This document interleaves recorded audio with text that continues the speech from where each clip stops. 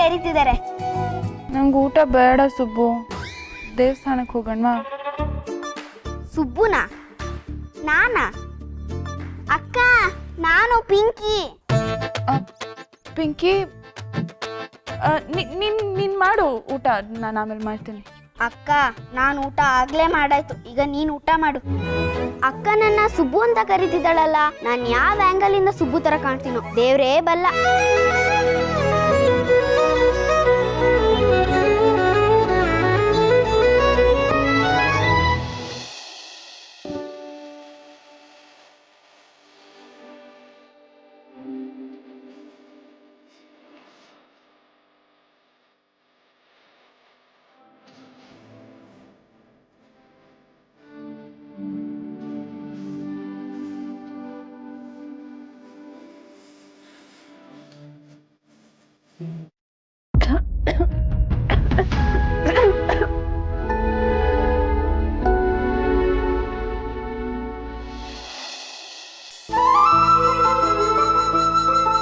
ಸುಬ್ಬು, ನೀನ್ ಯಾವಾಗ ಬಂದೆ? ನಿಮ್ಮ ಮನೆಗೆ ಊಟಕ್ಕೆ ಹೋಗೋಣವಾ? ಶ್ರಾವಣಿ, ಏಯ್, ಮೇಡಮ್ ಅಂತಿದ್ದ ಶ್ರಾವಣಿ ಅಂತಿದ್ಯಾ? ಎಷ್ಟೋ ಕೊಬ್ಬು ನಿನಗೆ? ಏ ಶ್ರಾವಣಿ, ಏನಾಗಿದೆ ನಿಂಗೆ? ಚಿಕ್ಕಮ್ಮ,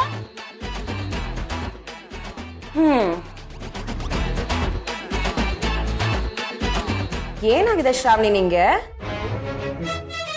ನಂಗೇನೂ ಆಗಿಲ್ಲ, ಚೆನ್ನಾಗೇ ಇದ್ದೀನಲ್ಲ. ನೋಡ್ತಾನೆ ಇದ್ದೀನಿ ಅದ್ ಎಷ್ಟು ಚೆನ್ನಾಗಿದ್ಯಾ ಅಂತ. ಅಲ್ಲ, ಆಗ್ಲಿಂದ ನೋಡ್ತಿದ್ದೀನಿ ಸುಬ್ಬು ಸುಬ್ಬು ಸುಬ್ಬು ಅಂತಿದ್ಯಲ್ಲ. ಸುಬ್ಬು ಇಲ್ಲೆಲ್ಲಿದ್ದಾನೆ? ಗೇಟ್ ತಿಂದು ಮನೇಲಿ ಮಲ್ಗಿದ್ದಾನೆ. ಹೌದು ಚಿಕ್ಕಮ್ಮ, ಅವನಲ್ಲಿ ಇಲ್ಲದೆ ಇರೋದಕ್ಕೇನೋ ಬರೀ ಅವನ ಹೆಸರೇ ಬರ್ತಿದೆ. ಅವನ ಮೇಲೆ ತುಂಬಾ ಡಿಪೆಂಡ್ ಆಗಿದ್ದೀನಿ ಅನ್ಸುತ್ತೆ. ಆಗದೆ ಇನ್ನೇನ್ ಮತ್ತೆ. ಅಲ್ಲ, ಪ್ರತಿ ನಿಮಿಷ ಪ್ರತಿ ವಿಷಯಕ್ಕೂ ಅವ್ನು ನಿನ್ನ ಬಿಟ್ಕೊಡ್ತಾನೆ ಇರ್ಲಿಲ್ಲ. ಆದ್ರೆ ನೀನ್ ಮಾತ್ರ ಅವನ ಹತ್ರ ಚೆನ್ನಾಗಿ ಜಗಳ ಆಡಿ ಅವನ್ನ ಗೋಳ್ ಹಿಕ್ಕೋತಿದ್ದೆ. ಈಗ ಅವನಿಲ್ಲ ಅಂತ ಅಂದ್ಬಿಟ್ಟು ಪೇಚಾಡ್ತಿದ್ಯಾ. ಒಳ್ಳೆ ಹುಚ್ಚು ಹುಡುಗಿ ನೀನು. ಊಟ ಮಾಡು.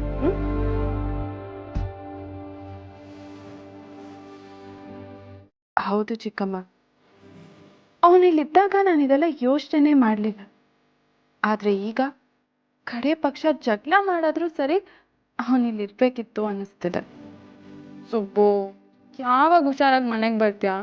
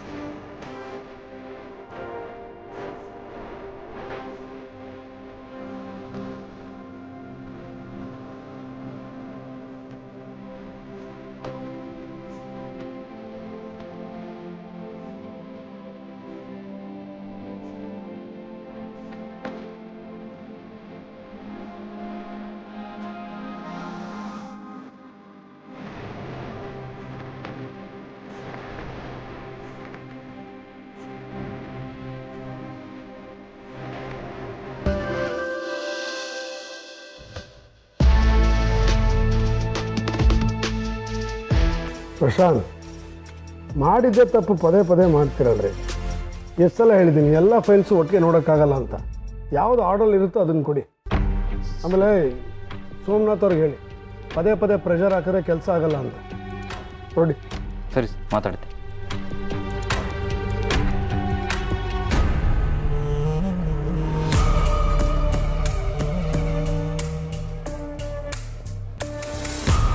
ಅಕ್ಕ ಕೂತ್ಕೋ.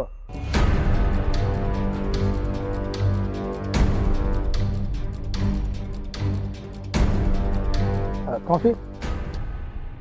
ಈಗ ತಾನೇ ಆಯ್ತು ವೀರು. ಅಕ್ಕ, ನೀನು ಅವತ್ತೇನೋ ವಿಚಾರ ಪ್ರಸ್ತಾಪ ಮಾಡ್ತಾ ಇದ್ದೆ. ಹೊರಗ್ನವ್ರು ಯಾರು ಬೇಡ ಅದೇನೋ ಹೇಳ್ತಿದ್ಯಲ್ಲ. ಈ ಮನೆ ಬಗ್ಗೆ ಎಲ್ಲ ಗೊತ್ತಿರೋರಿಗೆ ಕೊಟ್ಟು ಮದುವೆ ಮಾಡೋಣ ಅಂತ. ಹೌದು ವೀರು, ನಮಗೆ ಗೊತ್ತಿರೋ ಹುಡುಗ ಆಗಿರ್ಬೇಕು. ಅವನಿಗೆ ನಮ್ಮ ಬಗ್ಗೆ ಚೆನ್ನಾಗಿ ಗೊತ್ತಿರಬೇಕು. ಈ ಮನೆ ಬಗ್ಗೆ ಅವನಿಗೆ ಕಾಳಜಿ ಇರಬೇಕು. ನಮ್ಮ ಮೇಲೆ ಅವನಿಗೆ ಗೌರವ ಇರಬೇಕು. ಒಂಥರ ಈ ಮನೆ ಮಗ ಇದ್ದ ಹಾಗಿರ್ಬೇಕು. ನೀನು ಹೇಳೋದೇನೋ ಸರಿ ಅಕ್ಕ, ಆದರೆ ಅಂಥ ಹುಡುಗ ಯಾರಿದ್ದಾನೆ?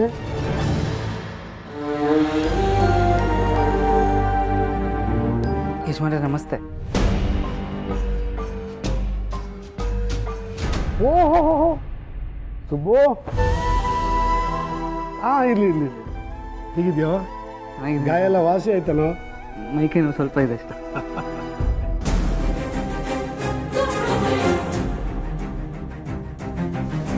ನೀನು ನೋಡಿ ತುಂಬ ಸಂತೋಷ ಆಯ್ತು ಕಣೋ. ನನಗೆ ಮೈಯೆಲ್ಲ ಕಟ್ಟಾಗ್ದಂಗೆ ಆಗ್ಬಿಟ್ಟಿತ್ತು. ಎಲ್ಲ ಕೆಲಸನೂ ದಿಢೀರಂತ ನಿಂತೋದೇನೋ ಅನಿಸ್ಬಿಟ್ಟಿತ್ತು. ನೀನು ಬಂದಿಲ್ಲ, ಇವಾಗ ಸಮಾಧಾನ.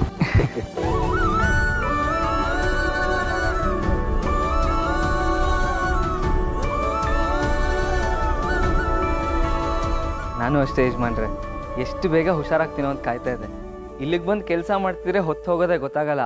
ಅದೇ ಕೆಲಸ ಇಲ್ಲದೆ ಮನೇಲಿ ಕೂತ್ಕೊಂಡ್ರೆ ಗಡಿಯಾರದ ಮುಳ್ಳು ಯಾಕೆ ಇಷ್ಟು ನಿಧಾನವಾಗಿ ತಿರುಗ್ತಿದೆ ಅನ್ಸುತ್ತೆ. ಸರಿ ಸರಿ, ತುಂಬ ದಿವಸದ ಮೇಲೆ ಬಂದಿದ್ಯಾ. ಎಲ್ಲ ಕೆಲಸನೂ ಒಟ್ಟಿಗೆ ತಲೆ ಮೇಲೆ ಹಾಕೋಬೇಡ, ಒಂದೊಂದಾಗಿ ಮಾಡಿ ಮುಗಿಸಲ್ಲ. ಪರವಾಗಿಲ್ಲ ಯಜಮಾನ್ರೆ, ಅದೆಲ್ಲ ನಾನು ನೋಡ್ಕೊತೀನಿ. ಆದರೆ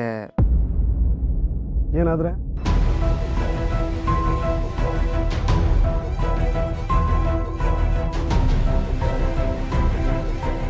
ನನಗೆ ನಿಮ್ಮಿಂದ ಒಂದು ಸಹಾಯ ಆಗಬೇಕಾಗಿತ್ತು, ಅದನ್ನೇ ಕೇಳೋಣ ಅಂತ ಬಂದೆ. ದುಡ್ಡು ಕಾಸು ಬೇಕಾಗಿದ್ರೆ ನೀನು ನನ್ನ ಕೇಳೋ ಅವಶ್ಯಕತೆನೇ ಇಲ್ಲ. ಇಲ್ಲ ಯಜಮಾನ್ರೆ, ಇದು ದುಡ್ಡು ಕಾಸಿನ ವಿಷಯ ಅಲ್ಲ, ನಿಮ್ಮ ಘನತೆ ವಿಷಯ.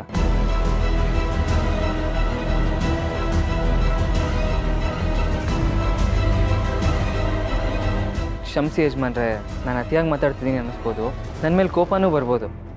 ಆದರೆ ಈ ವಿಷಯ ನಾನು ನಿಮಗೆ ಹೇಳಲೇಬೇಕು.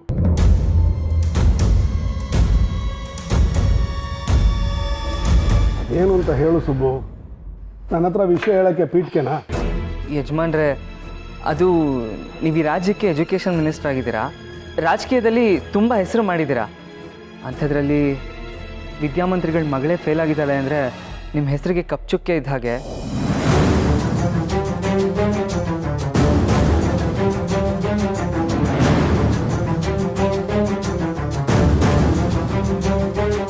ನನಗೆ ಗೊತ್ತು ಸುಬ್ಬು, ಅದಕ್ಕೆ ಆದಷ್ಟು ಬೇಗ ಶ್ರಾವಣಿ ಮೇಡಮ್ಗೆ ಮದುವೆ ಮಾಡಬೇಕು ಅಂದ್ಕೊಂಡಿದ್ದೀರಾ. ನಿಮ್ಮ ನಿರ್ಧಾರ ಸರಿನೇ ಇದೆ ಯಜಮಾನ್ರೆ.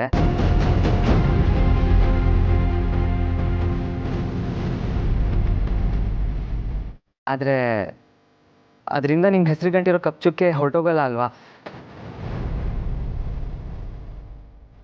ಕೊನೆವರೆಗೂ ಆ ಕಪ್ಚುಕ್ಕೆ ಹಾಗೆ ಎದ್ಬಿಡುತ್ತೆ. ನಿಮ್ಮ ಹೆಸರಿಗೆ ಘನತೆಗೆ ಒಂದೇ ಒಂದು ಸಣ್ಣ ಕಳಂಕನೂ ಇರಬಾರ್ದು ಅನ್ನೋದು ನನ್ನ ಆಸೆ. ನಾವೆಲ್ಲರೂ ಅದಕ್ಕೆ ಅಲ್ವಾ ಕಷ್ಟಪಟ್ಟು ದುಡಿತಾ ಇರೋದು. ದಯವಿಟ್ಟು ಯಜಮಾನ್ರೆ, ಶ್ರಾವಣಿ ಮೇಡಮು ಮತ್ತೆ ಎಕ್ಸಾಮ್ ಕಟ್ಟಲಿ, ಹೇಗಾದರೂ ಕಷ್ಟಪಟ್ಟು ಪಾಸ್ ಮಾಡಿಕೊಳ್ಳಿ.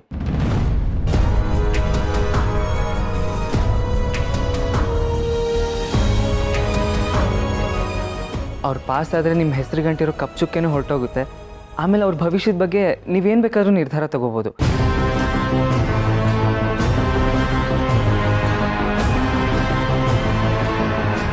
ಈ ಕಿರಿಕ್ ಸುಬ್ಬು ಏನ್ ಹೇಳ್ತಿದ್ದಾನೆ?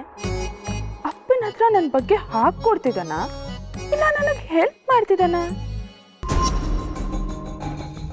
ಭಾಳ ದಿವಸದ ಮೇಲೆ ಹುಷಾರಾಗಿ ಮನೆಗೆ ಬಂದಿದ್ಯಾ, ಈ ತಲೆನೋವೆಲ್ಲ ನಿನಗೆ ಯಾಕೆ? ನಿನಗೇನಾದ್ರು ಬೇಕಿದ್ರೆ ಕೇಳು, ಕೂಡಲೇ ಮಾಡಿಕೊಡ್ತೀನಿ.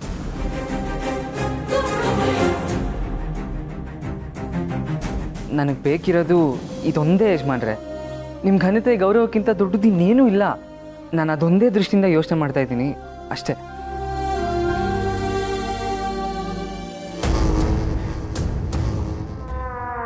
ಶ್ರಾವಣಿ ಮೇಡಮ್ ಪಾಸ್ ಆಗೋದ್ರಿಂದ ಅದು ಅವ್ರಿಗೆ ಉಪಯೋಗ ಆಗುತ್ತೋ ಇಲ್ವೋ ನನಗೆ ಗೊತ್ತಿಲ್ಲ. ಆದರೆ ಅದೊಂದು ವಿಷಯ ಇಟ್ಕೊಂಡು ನಿಮ್ಮ ಬಗ್ಗೆ ಮಾತಾಡ್ತಾ ಇದ್ದಾರಲ್ಲ, ಅವ್ರ ಬಾಯಿನ ಖಂಡಿತ ಮುಚ್ಚಿಸ್ಬೋದು.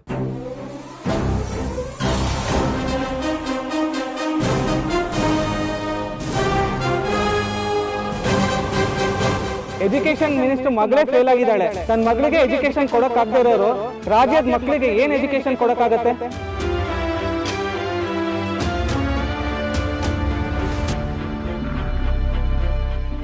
ಸುಬ್ಬು,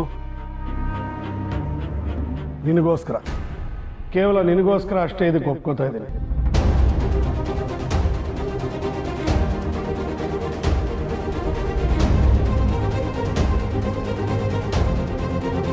ಅವಳಿಗೆ ಮತ್ತೆ ಎಕ್ಸಾಮ್ ಕಟ್ಟಿ ಚೆನ್ನಾಗಿ ಓದ್ಕೊಳಕ್ಕೆ ಹೇಳು.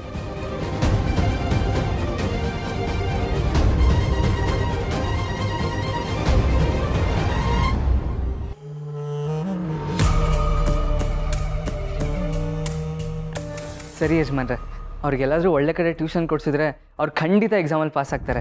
ಟ್ಯೂಷನ್ಗೆ ಎಲ್ಲೋ ಯಾಕೆ ಹೋಗಬೇಕು? ಹೇಗಿದ್ರು ನಿನ್ನ ತಂಗಿ ಕಾಲೇಜ್ ಟಾಪರ್ ಅಲ್ವಾ? ಇಬ್ಬರು ಒಂದೇ ಕಾಲೇಜ್ನಲ್ಲಿ ಒಂದೇ ಕ್ಲಾಸ್ನಲ್ಲಿ ಓದಿದ್ದು. ಮತ್ತೆ ನಿನ್ನ ತಂಗಿಗೆ ಪಾಠ ಹೇಳ್ಕೊಡಕ್ಕೆ ಹೇಳು. ಸರಿ ಯಜಮಾನ್ರೆ, ನಾಳೆಯಿಂದನೇ ನನ್ನ ತಂಗಿಗೆ ಇಲ್ಲಿಗೆ ಬಂದು ಪಾಠ ಹೇಳ್ಕೊಡಕ್ಕೆ ಹೇಳ್ತೀನಿ. ನಿನ್ನ ತಂಗಿ ಮನೆಗೆ ಬರೋದು ಬೇಡ. ಯಾವತ್ತು ವಿದ್ಯೆ ನಮ್ಮನ್ನು ಹುಡ್ಕೊಂಬರ್ಬಾರ್ದು. ಯಾರಿಗೆ ವಿದ್ಯೆನ ಕಲಿಯೋಕ್ಕೆ ಆಸಕ್ತಿ ಇರುತ್ತೋ ಅವರು ವಿದ್ಯೆನ ಹುಡ್ಕೊಂಡು ಅವ್ರ ಮನೆಗೆ ಹೋಗ್ಬೇಕು. ನಾಳೆಯಿಂದ ಪ್ರತಿದಿನ ಇವಳೇ ನಿಮ್ಮ ಮನೆಗೆ ಬರ್ತಾಳೆ, ಅದಕ್ಕೆ ವ್ಯವಸ್ಥೆ ಮಾಡು.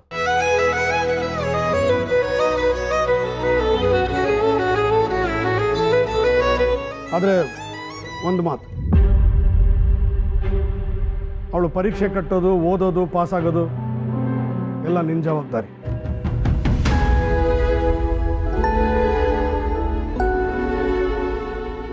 ನಿನಗೋಸ್ಕರ ಅಷ್ಟೇ ಅವಳಿಗೆ ಈ ಅವಕಾಶ ಸಿಗ್ತಿರೋದು. ಆಯಿತು ಯಜಮಾನ್ರೆ, ಅದನ್ನೆಲ್ಲ ನಾನು ನೋಡ್ಕೊತೀನಿ. ಥ್ಯಾಂಕ್ ಯು ಯಜಮಾನ್ರೆ. ಸಪ್ಲಿಮೆಂಟ್ರಿ ಎಕ್ಸಾಮ್ ಕಟ್ಟಕ್ಕೆ ಇವತ್ತೇ ಕೊನೆ ದಿನ, ಅದಕ್ಕೆ. ಓ, ಇವತ್ತೇ ಲಾಸ್ಟ್ ದಿನ. ಸರಿ, ಹಾಗಾದ್ರೆ ಮಾಡಿ ಶ್ರಾವಣಿನ ಕರ್ಕೊಂಡು ಹೋಗಿ ಫೀಸ್ ಕಟ್ಬಿಟ್ಟು ಬರಲಿ ಅಲ್ವಾ ವೀರು? ಸರಿ ಅಕ್ಕ, ಹಾಗೆ ಮಾಡು. ಅಂದಾಗೆ ಸುಬು, ಆ ಯೂನಿವರ್ಸಿಟಿ ಫೈಲ್ಸ್ನೆಲ್ಲ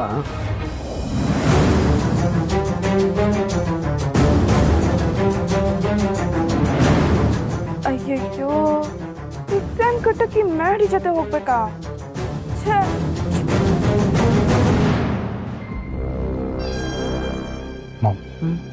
ಏನೀಗಾಯ್ತು? ಇವಳು ಮತ್ತೆ ಎಕ್ಸಾಮ್ ಕಟ್ಟೋದಾ? ಇರಲಿ, ಪರವಾಗಿಲ್ಲ. ಈಗ ನೀನು ಹೋಗಿ ಎಕ್ಸಾಮ್ ಫೀಸ್ ಕಟ್ಬಿಟ್ಟು ಬಾ. ಇನ್ಮೇಲೆ ನೀನೇ ಅವಳನ್ನ ಎಲ್ಲ ಕಡೆ ಕರ್ಕೊಂಡು ಹೋಗಬೇಕು. ಅರ್ಥ ಆಯ್ತಾ?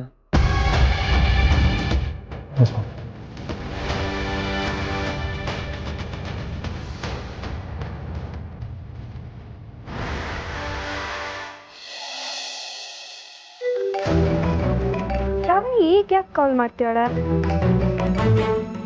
ಹೇಳು ಶ್ರಾವಣಿ. ಬರ, ನೀನು ಈಗಿಂದ ಈಗಲೇ ನಮ್ಮ ಮನೆಗೆ ಬರಬೇಕು. ನಿಮ್ಮ ಮನೆಗ? ಯಾಕೆ? ನಾನು ಸಪ್ಲಿಮೆಂಟ್ರಿ ಎಕ್ಸಾಮ್ದು ಫೀಸ್ ಕಟ್ಟಬೇಕು, ಅದಕ್ಕೆ ನೀನು ನನ್ನ ಜೊತೆ ಬರಬೇಕು. ಶ್ರಾವಣಿ, ನಿಮ್ಮ ಮನೇಲೆ ನಮ್ಮ ಅಣ್ಣ ಇದಂತಾನೆ, ಅವನ ಜೊತೆನೆ ಹೋಗ್ಬಾ. ಮತ್ ನಾನು ಯಾಕೆ? ಯಾಕೆ ಏನು ಅಂತ ಏನು ಕೇಳಬೇಡ, ಲೇಟು ಮಾಡಬೇಡ. ನೀನು ಪ್ಲೀಸ್ ಬೇಗ ಬಾ. ಇಲ್ಲಿಗೆ ಬಂದಮೇಲೆ ವಿಷಯ ಏನು ಅಂತ ನಿನಗೆ ಗೊತ್ತಾಗುತ್ತೆ. ಅಲ್ಲ ಶ್ರಾವಣಿ, ನಮ್ಮ ಮನೇಲಿ ನಿಂಗೆ ಏನು ಎಕ್ಸ್ಟ್ರಾ ಮಾತಾಡಬೇಡ. ಈಗಲೇ ಹೊರಡು, ಲೇಟ್ ಆಗ್ತಿದೆ. ಬೇಗ ಬಾ. ಬಾಯ್.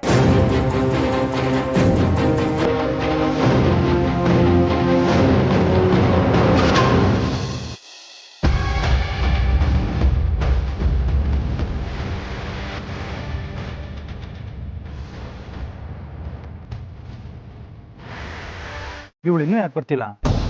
ಆ ಸುಬ್ಬು ಜೊತೆ ಹೋಗೋದೊಂದಿದ್ರೆ ಮೇ ಬಿ ಓಡಾಡ್ಕೊಂಡು ಬರ್ತಿದ್ಲು ಅಂತ ಅನಿಸುತ್ತೆ. ಇನ್ನು ಮುಂದೆ ಆ ಅವಕಾಶನ ಮಾಡಿಕೊಡ್ಬಾರ್ದು. ಅವಳು ಪ್ರತಿ ಕ್ಷಣ ನನ್ನ ಜೊತೆನೇ ಇರಬೇಕು. ಹಾಗೆ ಮಾಡ್ಕೋಬೇಕು ಅಂದರೆ ಆ ಸುಬ್ಬುನ ಅವಳ ಜೊತೆ ಬೆರೆಯೋದಕ್ಕೆ ಬಿಡಬಾರ್ದು.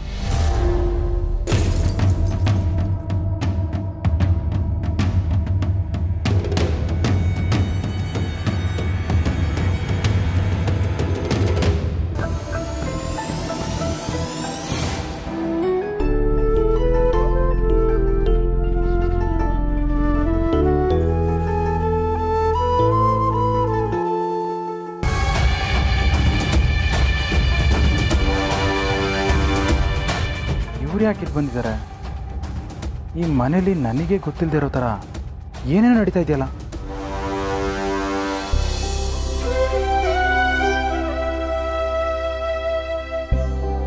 ಕೆಲವು ಕಾಲೇಜ್ನ ರಿನೋವೇಷನ್ ಮಾಡಬೇಕು ಅಂತ ಅಪ್ಲಿಕೇಶನ್ ಬಂದಿತ್ತಲ್ಲ, ಆ ಡೀಟೇಲ್ಸ್ ಎಲ್ಲ ನನಗೆ ತಂದುಕೊಡು. ಸರಿ ಯಜಮಾನ್ರೆ. ನಮಸ್ಕಾರ ಪದ್ಮನಾಭ ಅವರೇ, ಹೇಗಿದೆಯಾ ಪುಟ್ಟ? ಚೆನ್ನಾಗಿದ್ದೀನಿ ಅಂಕಲ್. ಹೇಗಿದ್ದೀರಾ ಪದ್ಮನಾಭ ಅವರೇ? ಚೆನ್ನಾಗಿದ್ದೀನಿ ಯಜಮಾನ್ರೆ. ಅದು ನನ್ನ ಮಗಳನ್ನ ರಾವಣಿ ಮೇಡಮ್ ಅವರು ಬರೋಕ್ಕೆ ಹೇಳಿದ್ರಂತೆ. ಒಬ್ಬಳೇ ಹೋಗ್ತಿದ್ದಲ್ಲ, ಅದಕ್ಕೆ ಜೊತೆಲಿ ನಾನು ಬಂದ್ಬಿಟ್ಟೆ ಸಿಹಿ ಸುದ್ದಿ ಹೇಳೋಣ ಅಂತ. ಒಳ್ಳೇದಾಯ್ತು ಬಿಡಿ. ಏನು ಸಿಹಿ ಸುದ್ದಿ? ಅದು ನನ್ನ ಮಗಳು ಎಕ್ಸಾಮಲ್ಲಿ ಪಾಸ್ ಆಗಿಬಿಟ್ಟಿದ್ದಾಳೆ.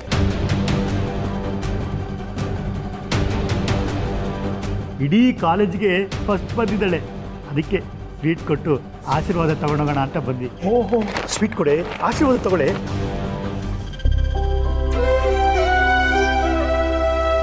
ಕಂಗ್ರ್ಯಾಚುಲೇಷನ್ಸ್. Thanks uncle. ಇರಲಿ.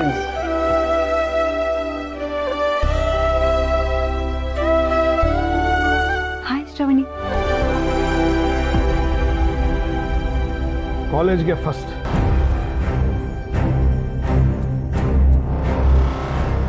Very good. ಇಂಥ ಮಗಳನ್ನ ಪಡೆಯೋದಕ್ಕೆ ಪುಣ್ಯ ಮಾಡಿದ್ದೀರಿ ಪದ್ಮನಾಭ.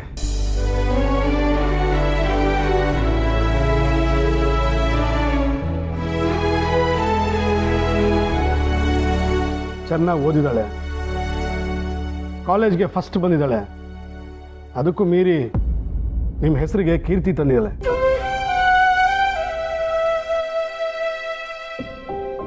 ಹೆಸರಿಗೆ ಕಳಂಕ ತರೋ ಮಗಳಿಗಿಂತ ಕೀರ್ತಿ ತರೋ ಮಗಳು ಹುಟ್ಟಿದ್ರೆ ಅದೃಷ್ಟನೇ ಅಲ್ವಾ?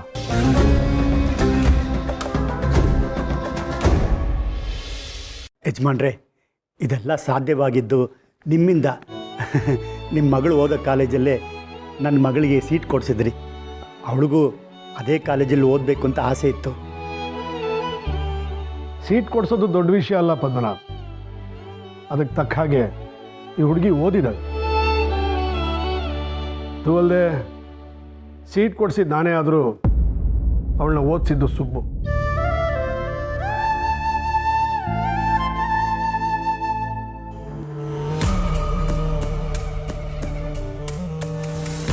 ನಾನು ಎಷ್ಟು ಹೇಳಿದ್ರು ನನ್ನ ಹತ್ರ ಸಹಾಯ ತಗೊಳ್ದೆ ಅವನು ಬರೋ ಸಂಬಳದಲ್ಲೇ ಇವಳನ್ನ ಓದಿಸಿದೆ.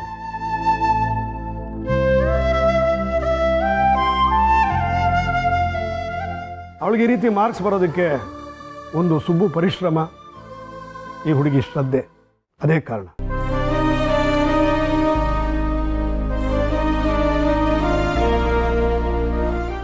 ಎಲ್ಲ ಅಪ್ಪಂದ್ರಿಗೂ ಈ ಥರ ಹೆಮ್ಮೆಯಿಂದ ಹೇಳ್ಕೊಳ್ಳೋ ಅವಕಾಶ ಸಿಗಲ್ಲ ಬಿಡಿ.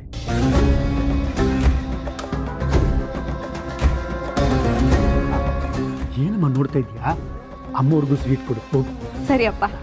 ಮೇಡಮ್ಮ, ನೀನು ತುಂಬ ಬುದ್ಧಿವಂತೆ, ಚೆನ್ನಾಗಿ ಓದ್ತೀಯ, ಕಾಲೇಜ್ಗೆ ಫಸ್ಟ್ ಬಂದಿದ್ದೀಯ. ನಿನ್ನ ಎದುರಿಗೆ ನಿಂತ್ಕೊಳ್ಳೋಕ್ಕೂ ಯೋಗ್ಯತೆ ಇಲ್ದಿರೋರಿಗೆ ನೀನು ಸ್ವೀಟ್ ಕೊಟ್ಟು ಅವಳು ಸಂಭ್ರಮಿಸೋದು ಬೇಡ.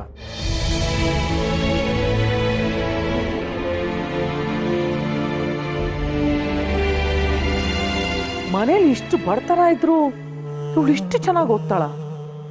ಆದರೆ ಈ ಮನೆಯಲ್ಲಿ ಕೆಲವೊಂದ್ಸಲ ಮಕ್ಕಳಿಗೆ ಎಲ್ಲ ಸೌಕರ್ಯಗಳು ಕೊಡೋದು ತಪ್ಪು ಅನ್ಸುತ್ತೆ.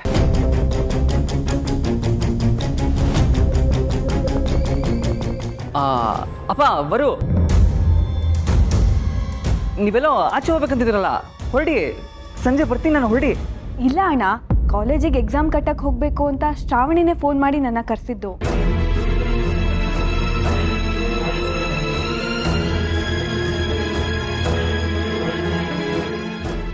ಶ್ರಾವಣಿ, ಮಾಡಿ ನಿನ್ನನ್ನು ಫೀಸ್ ಕಟ್ಟಕ್ಕೆ ಕರ್ಕೊಂಡು ಹೋಗ್ತಾನೆ ಅಂತ ಹೇಳಿದ್ನಲ್ಲ, ಮತ್ತೆ ಯಾಕೆ ಪಾಪ ಈ ಹುಡುಗಿನ ಬರಕ್ಕೆ ಹೇಳ್ದೆ? ಇಲ್ಲ, ಅದು ನನ್ನ ಮದನ್ ಜೊತೆ ಕಾಲೇಜ್ಗೆ ಹೋಗೋಕ್ಕಾಗಲ್ಲ. ನನ್ನ ಜೊತೆ ಕಾಲೇಜ್ ಹೋಗೋದಕ್ಕಾಗಲ್ವಾ? ಯಾಕೆ? ನನ್ನಿಂದ ಏನು ಪ್ರಾಬ್ಲಮ್ ಆಗುತ್ತೆ?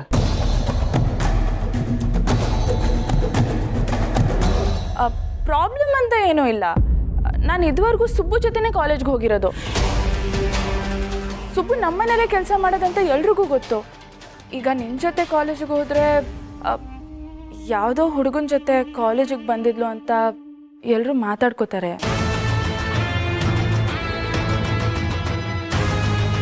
ಯಾರೇನು ಅನ್ಕೊಂಡ್ರೆ ನಿನಗೇನಾಗಬೇಕು? ಎಲ್ರಿಗೂ ಇವ್ನು ನಿನ್ನ ಅತ್ತೆ ಮಗ ಅಂತ ಹೇಳು. ಯಾರಾದರೂ ಕೇಳಿದ್ರೆ ಹೇಳ್ಬೋದು, ಆದರೆ ಯಾರೂ ಕೇಳೋದಿಲ್ವಲ್ಲ.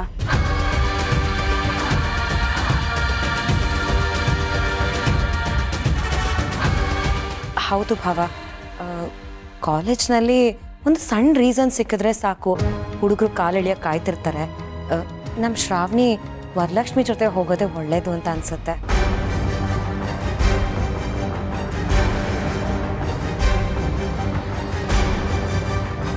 ಬೇಡ ವಂದನ, ಈ ಹುಡುಗಿ ಕಾಲೇಜ್ಗೆ ಟಾಪ್ ಬಂದಿರೋಳು. ಫೇಲ್ ಆಗಿರೋ ಹುಡುಗಿ ಜೊತೆ ಮತ್ತೆ ಎಕ್ಸಾಮ್ ಕಟ್ಟಕ್ಕೆ ಅವಳು ನಿಂತ್ಕೊಳ್ಳೋದು ಬೇಡ, ಚೆನ್ನಾಗಿರಲ್ಲ. ಸುಬ್ಬು, ನೀನೇ ಕರ್ಕೊಂಡು ಹೋಗ್ಬಾ.